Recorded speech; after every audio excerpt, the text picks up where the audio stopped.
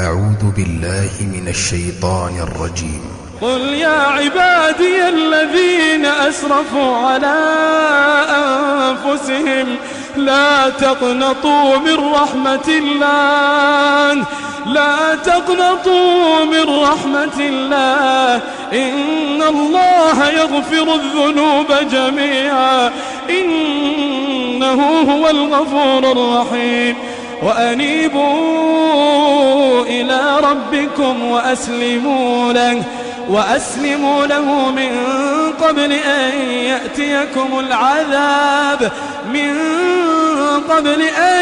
يأتيكم العذاب ثم لا تنصرون. واتبعوا أحسن ما أنزل إليكم من ربكم من قبل أن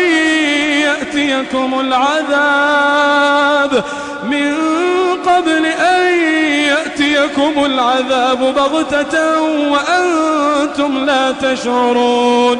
أن تقول نفس يا حسرة على ما فرطت في جنب الله.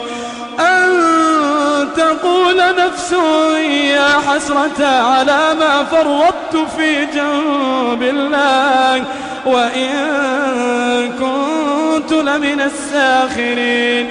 أو تقول لو أن الله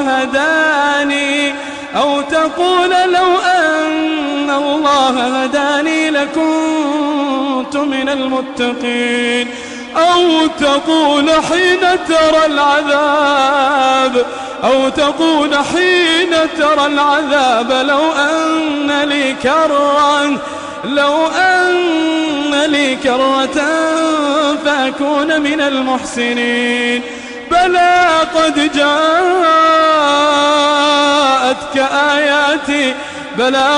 جاءتك آياتي فكذبت بها واستكبرت وكنت من الكافرين. ويوم القيامة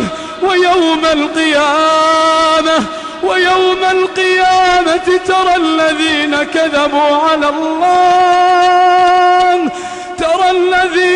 كذبوا على الله وجوههم مسودة أليس في جهنم مثوى للمتكبرين. وينجي الله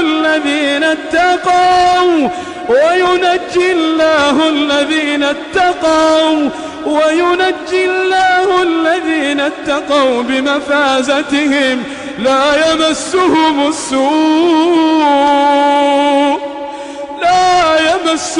السوء ولا هم يحزنون.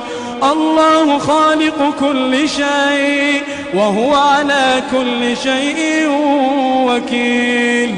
له مقاليد السماوات والأرض والذين كفروا بآيات الله